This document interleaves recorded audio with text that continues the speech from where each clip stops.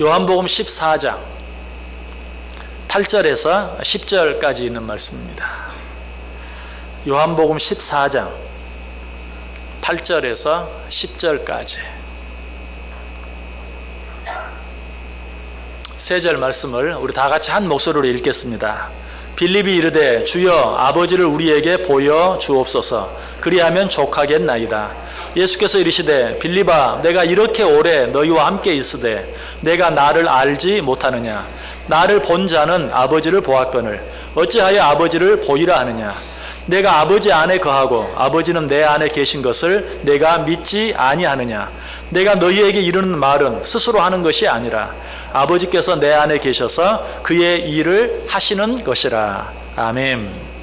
우리 옆 사람들과 한번 인사하겠습니다. 참 잘 오셨습니다. 큰 은혜 받으시기 바랍니다.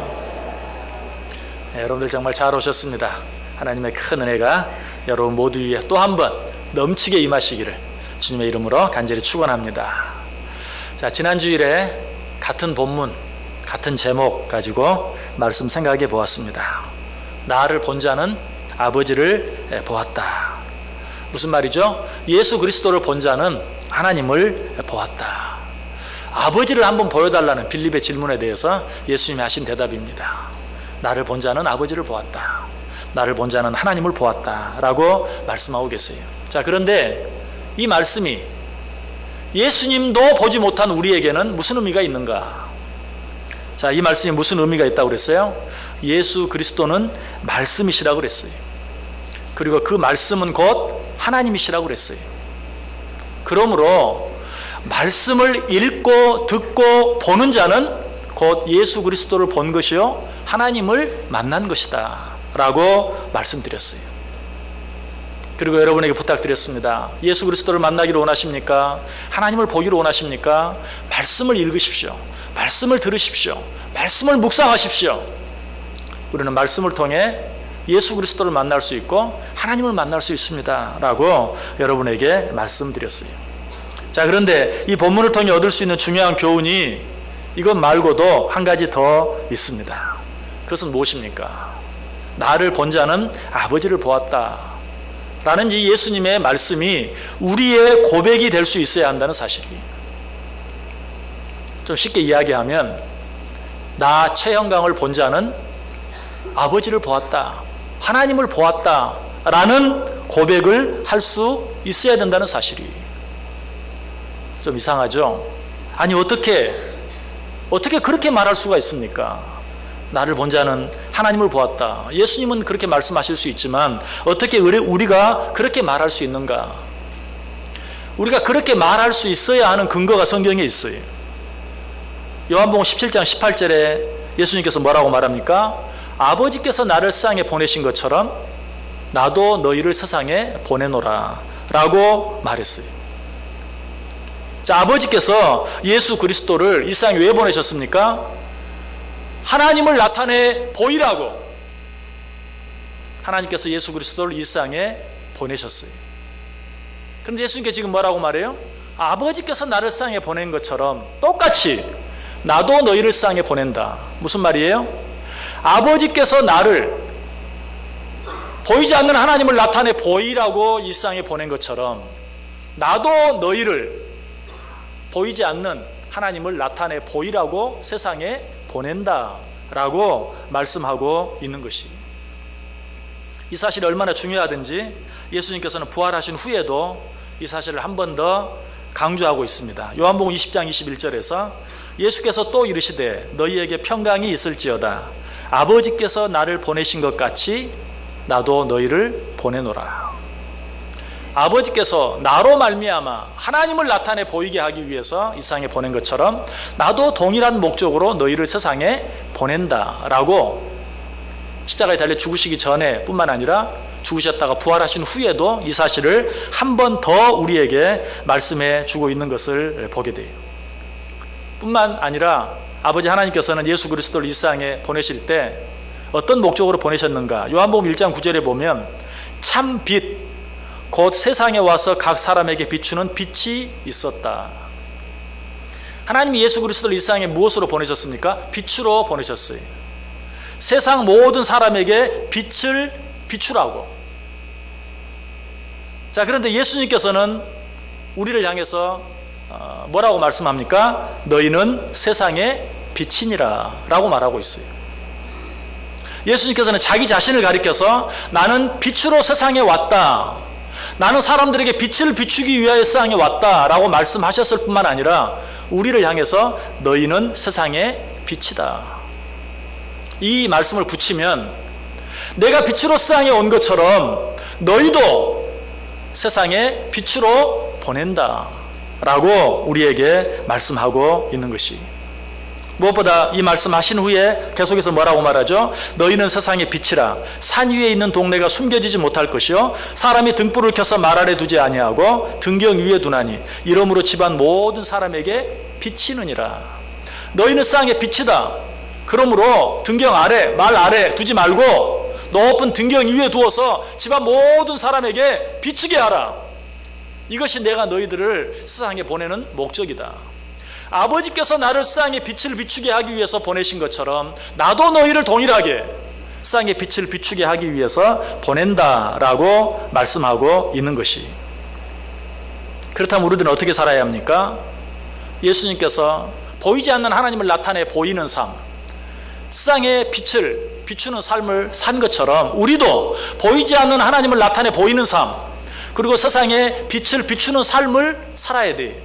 그리고 나서 예수님이 말씀하신 것처럼 나를 본 자는 하나님을 보았다 라고 고백할 수 있어야 돼. 나를 본 자는 예수 그리스도를 보았다 라고 말할 수 있어야 돼. 그러나 아무리 생각해도 하나님을 너무 사랑하고 예수님을 너무나 존경하는 우리들에게는 이 말씀이 와닿지 않을 수도 있어요. 정말이요? 정말 그래도 되는 겁니까? 너무 불경스럽게 느껴질 수도 있어요. 그러나 사실 예수님께서 이 세상에 오셔서 그렇게 말씀하셨을 때도 사람들은 그를 불경스럽게 여겼어요. 요한복음 10장 33절에 유대인들이 대답하되 선한 일로 말미암아 우리가 너를 돌로 치려는 것이 아니라 신성 모독으로 인함이니 내가 사람이 되어 자칭 하나님이라 함이로다. 예수님께서 내가 하나님의 아들이다 라고 말했을 때도 신성 모독으로 돌로 쳐 죽이려고 했다. 사람들은 도무지 그것을 이해할 수 없었다는 것이. 그러나 이때 예수님께서 뭐라고 대답하십니까? 아버지께서 거룩하게 하사 세상에 보내신 자가 나는 하나님의 아들이라 하는 것으로 너희가 어찌 신성 모독이라 하느냐. 자, 예수님께서 내가 하나님의 아들이라고 하는데 너희가 왜 신성 모독이라고 하느냐. 자, 우리들도 어때요? 우리들도 사실 날마다 뭐라고 말합니까? 나는 하나님의 아들입니다. 나는 하나님의 딸입니다. 나는 하나님의 자녀입니다. 여러분, 그렇게 말하는 것 여러분 신성 모독이라고 생각하지 않죠? 그런데 나를 본 자는 아버지를 보았다 라고 말하는 것은 왜 신성 모독이라고 여깁니까? 어떻게 그렇게 말할 수 있냐고 생각합니까? 나와 예수 그리스도, 나와 하나님이 너무나 닮은 것이 없기 때문에. 어떤 소설 제목처럼 발가락 하나라도 닮았다면 그래도 나는 이 부분이라도 닮았어요 라고 말할 수 있을 텐데 너무 닮지 않았기 때문에 그렇게 말하지도 못하고 그렇게 말하는 것을 신성 모독으로 생각하는 것이, 우리는 예수 그리스도를 닮아가는 삶을 통해서 하나님을 온전히 드러내 보이는 삶을 통해서 우리를 본 자가 예수님의 모습을 볼 수 있어야 되고 우리를 본 자가 하나님의 모습을 볼 수 있어야 돼요. 그러나 아직도 이 말씀이 받아들이기 어렵다면 이번에는 우리와 똑같은 인간이었던 한 사람, 사도 바울에 대해서 한번 생각해 볼 필요가 있어요.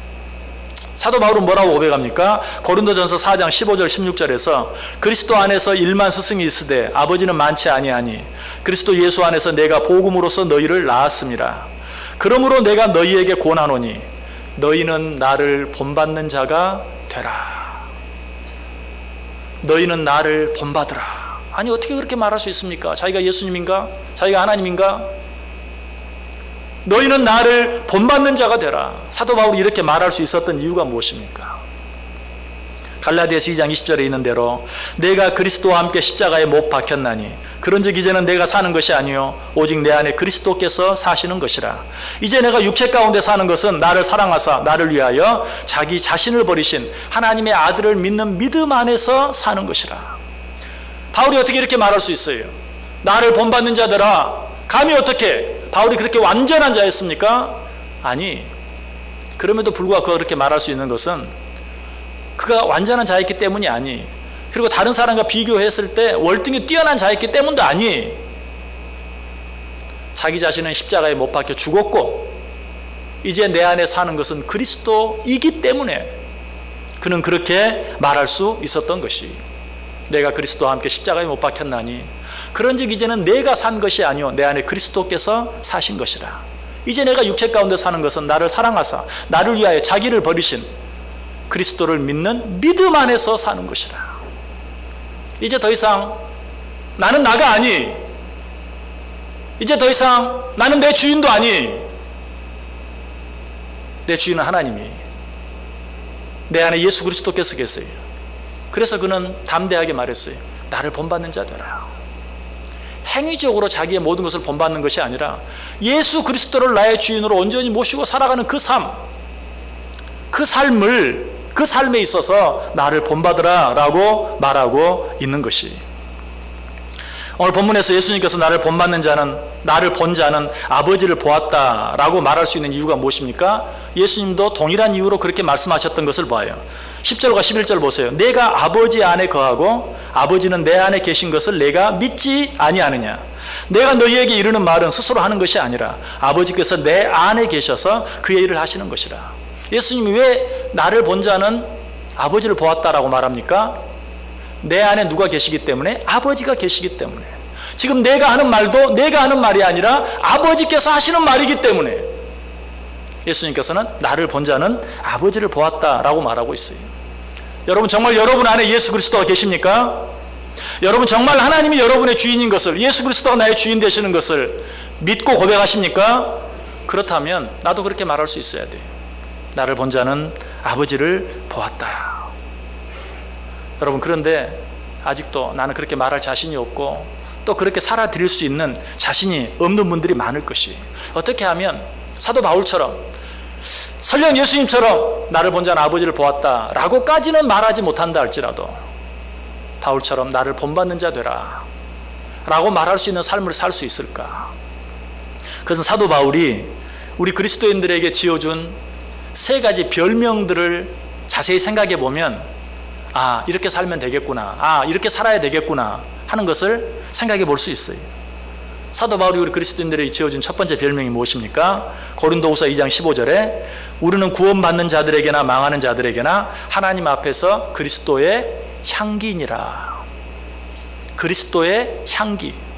사도 바울이 우리들에게 지어준 첫 번째 별명은 그리스도의 향기라는 것이, 너희는 그리스도의 향기다. 이 말은 아까 우리가 생각했던 너희는 세상의 빛이다 라는 말과 똑같은 말이에요. 너희는 세상의 빛이기 때문에 높은 등경 위에서 집안 모든 사람에게 빛을 비추어라, 빛을 비추는 삶을 살아라 라고 말씀하셨던 것처럼 너희는 세상의 향기다. 그러므로 너희는 세상 모든 사람들에게 그리스도의 향기를 뿜어내라 라고 우리에게 말하고 있어요.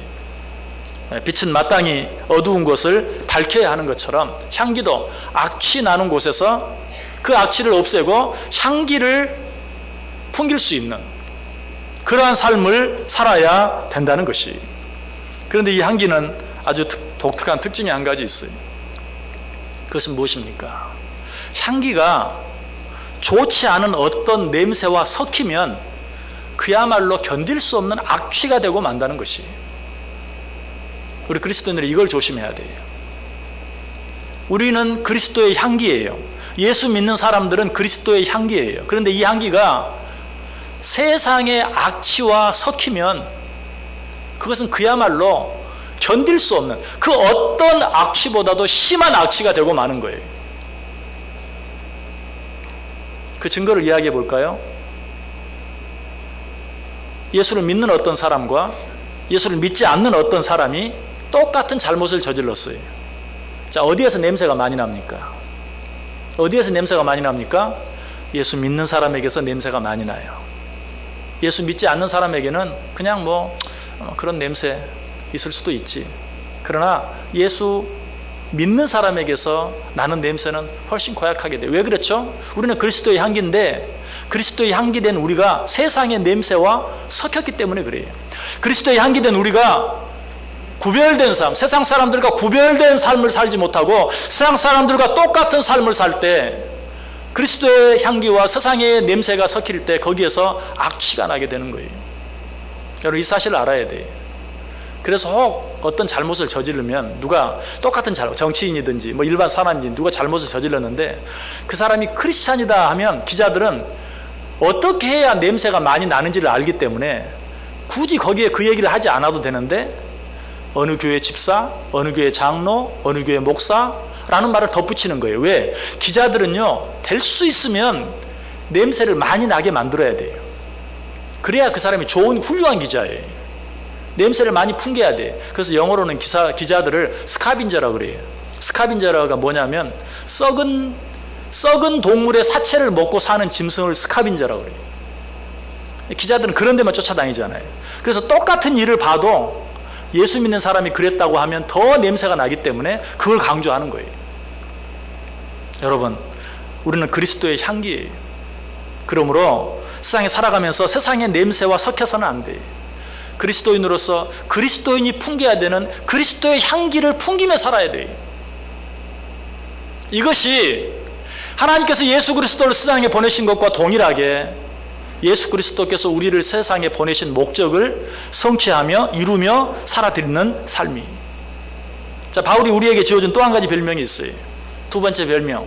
그것은 무엇입니까? 고린도후서 3장 3절에 너희는 우리로 말미암아 나타난 그리스도의 편지니 이는 먹으로 쓴 것이 아니요 오직 살아계신 하나님의 영으로 쓴 것이며 또 돌판에 쓴 것이 아니요 오직 육의 마음판에 쓴 것이라. 너희는 그리스도의 편지다. 무슨 말입니까? 그리스도의 뜻, 예수 그리스도의 가르침, 예수 그리스도의 말씀을 다른 모든 사람들에게 전해주는 메신저다라는 그런 의미예요. 너희는 그리스도의 편지다. 말로만이 아니라 우리의 모든 삶에서 하나님의 말씀을, 예수 그리스도의 가르침을 모든 사람들에게 전해야 되는, 아니 나타내 보여주어야 하는 사람들이다 라는 의미에서 너희는 그리스도의 편지다. 그런데 바울이 이 말 하기 전에 바로 그 앞절에서 고린도 3장 2절에 너희는 우리의 편지라. 우리 마음에 썼고 무사람이 알고 있는 바라. 너희는 우리의 편지라. 그리고 나서 너희는 그리스도의 편지라 라고 말하고 있어요. 자, 바울이 너희는 우리의 편지라 라고 말했을 때 그 말의 의미가 무엇일까요? 바울은 복음을 전하는 사람이에요. 복음을 사람들에게 전한다는 것, 하나님의 복음을 그들에게 설명한다는 것 참 어려운 일이고 어떻게 보면 불가능한 일이에요. 그런데 그 바울이 지금 말하고 있어요. 너희는 우리의 편지다. 무슨 말이에요? 내가 전하는 것을 그들이 혹 이해하지 못한다 할지라도 너희들을 보면 내가 그들에게 가르치는 복음이 무엇인지, 하나님의 말씀이 무엇인지 저들이 알게 되고 깨닫게 된다. 얼마나 놀라운 말씀인지 몰라요. 저에게 가장 큰 소원 한 가지가 있다면, 말씀을 전하는 목사로서 제가 혹 다른 교회에 가서 설교할 때에 말씀을 전합니다. 사람들이 그 말씀을 잘 이해하지 못합니다. 아니 내가 설명해 놓고도 과연 누가 이 말씀을 이해할 수 있겠는가, 어렵다라는 그런 생각이 들 때 이렇게 말할 수 있다면, 여러분 이해가 안 되십니까? 이 말씀이 이해가 안 되십니까? 우리 교회에 한번 가보십시오. 우리 교회 성도 한번 보십시오. 우리 교회 장로님들 보시고, 우리 교회 권사님들 보시고, 우리 교회 집사님들 한번 보시고, 우리 교회 성도들 한번 보십시오. 이렇게 말할 수 있다면 얼마나 좋겠습니까? 얼마나 좋겠습니까? 여러분 얼굴 표정 보니까 목사님 꿈 깨세요 그러는 것 같아요. 지금 바울이 그렇게 말하고 있어요. 너희는 우리의 편지다. 너희는 우리의 편지다. 너희들로 말미암아, 너희들을 보고 내가 전하는 복음이 무엇인지, 내가 전하는 예수 그리스도가 누구인지, 우리가 믿는 하나님이 누구인지 세상 모든 사람들로 하여금 알게 하라라고 이야기하고 있는 것이. 바꿔서 말하면 사도 바울이 어떤 복음을 전하면서 내가 이 일에 대하여 더 이상 부연 설명할 필요가 없다. 너희가 바로 그 증거다. 너희가 바로 그 설명이다. 내가 하는 말이 이해가 되지 아니하면 변화된 너희의 모습을 보면 된다라고 말하고 있어요. 예수를 믿는 우리들은 너나 나나 할 것 없이 우리가 그런 사람들이 돼야 돼요.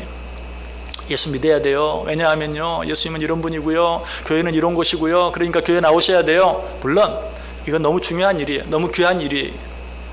그러나 설령 내가 말주변이 없어서 그렇게 잘 전하고 설명하지 못한다 할지라도 사람들이 나를 보면 예수 믿는 사람은 저렇구나, 저 사람이 믿는 예수 나도 한번 믿어보고 싶다, 저 사람 교회에 나가는 사람이지 나도 저 사람이 나가는 교회에 한번 가보고 싶다. 이것이 바로 그리스도의 편지된 우리들이 마땅히 살아야 될 삶이라는 것이. 나를 본 자는 아버지를 보았다. 아니, 우리가 어떻게 그렇게 말해요? 그렇게 말할 필요 없어요.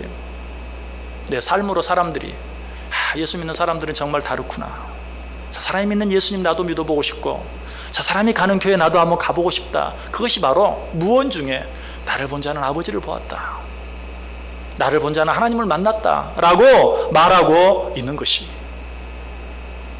사도 바울이 또 한 가지 별명을 우리에게 주었어요. 그 별명은 무엇입니까? 세 번째 별명, 데살로니가전서 1장 8절에 보면 주의 말씀이 너희에게로부터 마게도냐와 아가야에만 들릴 뿐 아니라 하나님을 향하는 너희 믿음의 소문이 각처에 퍼졌으므로 우리는 아무 말도 할 것이 없노라.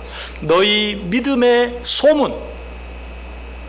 첫 번째 별명은 그리스도의 향기, 두 번째 별명은 그리스도의 편지, 세 번째 별명은 믿음의 소문. 우리는 좋은 믿음의 소문이 돼야 돼요. 그런데 이 세 번째 별명은 첫 번째, 두 번째와는 또 아주 다른 점이 있어요. 그리스도의 향기, 향기는 어떻습니까? 좋은 냄새를 풍기면 좋은 냄새가 나요. 나쁜 냄새를 풍기면 나쁜 냄새가 나고. 편지는 어떻습니까? 좋은 글을 쓰면 좋은 내용이 전달돼요. 나쁜 내용을 쓰면 나쁜 내용이 전달돼요. 그러니까 우리가 그리스도의 편지다, 우리가 그리스도의 향기다 라고 하면 나만 잘하면 돼. 내가 하나님 앞에, 사람들 앞에 부족함이 없이 잘못함이 없이 하나님 뜻대로 잘 살아드리면 돼요. 그러나 믿음의 소문이다 라는 이 별명 앞에서는 조금 달라요. 소문은 어떻습니까? 꼭 한 대로 나는 게 아니에요. 나는 조금 잘못했는데 소문은 이만큼 부풀려져서 더 크게 날 수도 있어요. 또 향기, 처음에는 풍겼다가 어때? 조금 지나가면 또 점점 그 향기가 멀리 펴져나가면 사라질 수도 있죠. 편지도 마찬가지. 어떤 내용을 전달했지만 그 내용도 더 이상 전달되지 못하고 어디에선가 끝이 나요. 우리가 가끔 요즘 뭐 문자로도 그렇고 옛날에도 뭐 행복을 전하는 편지 그래가지고 막 전달하는 거 있잖아요. 막 퍼져나가다가도 어느 순간에 가면 끝이 나요. 그러나 소문이라는 것은 그렇지 않아요. 시간이 지나가면 지나갈수록 더 커지고 더 강해지는 그런 힘이 있어요. 그러므로 그리스도의 향기로서, 그리스도의 편지로서 그저 나만 잘하면 되는, 좋은 일을 하면 좋은 냄새가 나고 나쁜 일을 하면 나쁜 냄새가 나는, 좋은 일을 하면 좋은 내용이 다른 사람에게 전달되고 나쁜 일을 하면 나쁜 영향이 다른 사람에게 전달되는 그 정도에서 끝나는 것이 아니라 믿음의 소문은 좋은 일을 하고도 더 겸손해야 하는, 옳은 일을 하고도 자랑하지 아니하는, 내가 분명히 좋은 선택을 하고도 다른 사람에게 져줄 줄 아는, 그냥 향기다, 그냥 편지다, 거기에서 끝나면 그냥 좋은 일로 끝나면 돼. 나만 잘하면 돼. 부끄러움이 없으면 돼. 그러나 소문까지도 생각하는 사람은 거기서 한 걸음 더 나가야 돼. 잘하고도 자랑하지 아니하고 겸손하고, 내가 그럴 이유가 없는데도 져주고 손해보고 양보하고. 이것이 그리스도의 소문, 믿음의 소문으로서의 삶을 사는 자들의 올바른 모습이에요. 여러분, 사도 바울이 우리에게 준 이 세 가지 별명을 기억하세요. 너희는 그리스도의 향기다, 너희는 그리스도의 편지다, 너희는 믿음의 소문이다. 요한복음 14장 35절에 말합니다. 너희가 서로 사랑하면 이로써 사람들이 너희가 내 제자인 줄 알리라. 그리스도의 향기를 풍기는 삶, 그리스도의 편지로서 세상 사람들에게 영향을 미치는 삶, 무엇보다도 믿음의 소문으로서 조심하고 또 조심하고 참고 또 참는 그런 삶을 살아드릴 때 사람들은 너희를 보고 너희가 내 제자인 줄 알리라. 라고 말하고 있어요. 말씀을 마치겠습니다. 우리가 신앙생활하면서 우리가 잘하는 말이 있어요. 또 우리가 한두 번쯤은 반드시 들어봤을 만한 말이 있어요. 무슨 말입니까? 사람 보고 신앙생활 하지 말고 하나님 보고 해. 맞는 말이 전혀 틀리지 않은 말입니다.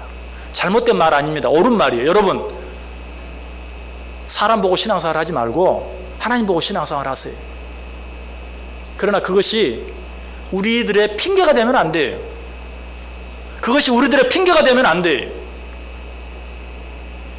내가 잘못하면서 그러니까 나보지 말고 하나님 보란 말이야.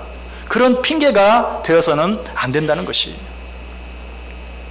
이제는 내 안에 있는 자가 내가 아니고 예수 그리스도라는 사실을 기억하면서 우리는 언제 어느 때 무엇을 하든지 누구 앞에서든지 그리스도의 향기를 드러내고 그리스도의 편지로서의 역할을 감당하고 무엇보다 믿음의 소문으로서의 항상 삼가하고 조심하고 절제하는 모든 사람들에게 본이 되는 그런 삶을 살아드림으로 나를 본자는 아버지를 보았다. 적어도 사도 바울처럼 나를 본받는 자가 되라. 세상 사람들의 앞에서 빛과 소금의 역할을 감당하는 그런 삶을 통해서 진정으로 하나님께서 예수 그리스도를 이 세상에 보내신 것처럼 예수 그리스도께서 우리를 이 세상에 보내셨는데 하나님께서 자기를 보내신 그 모든 뜻을 다 이루시고 마지막에 다 이루었다라고 말씀을 하시고 이 세상을 떠나신 예수 그리스도처럼 우리도 주님께서 우리를 이 세상에 보내신 목적, 그리스도의 향기로서의 삶을 사는 것, 그리스도의 편지로서의 삶을 사는 것, 믿음의 소문으로서의 삶을 사는 그 삶을 마치고 주님 앞에 섰을 때 예수님처럼 주여 주님께서 내게 맡기신 일을 내가 충성스럽게 감당한나이다. 그때 주님으로부터 잘하였다, 잘하였다, 정말 수고하고 애썼다, 이 충성된 종아 라고 칭찬받을 수 있는, 인정받을 수 있는 저와 여러분 꼭 될 수 있기를 주님의 이름으로 간절히 축원합니다. 기도하겠습니다. 하나님 감사합니다. 우리가 무엇이 간데 예수 그리스도에게 주신 그 사명 우리에게도 주셨는지요. 주님께서 아버지께서 나를 세상에 보내신 것처럼 나도 너희를 동일하게 세상에 보낸다 라는 이 주님의 말씀을 이 시간 무겁게 받게 하시고 한편으로는 기쁘게 감사하게 받게 하시고 정말 이 세상을 살면서 예수님이 그러하셨던 것처럼 그리스도의 향기로 그리스도의 편지로 믿음의 좋은 소문으로서의 삶을 살아드림으로 주님 앞에 섰을 때 잘했다 칭찬받을 수 있는 우리 모두 되게 해 주옵소서. 예수님의 이름으로 기도드리옵나이다. 아멘.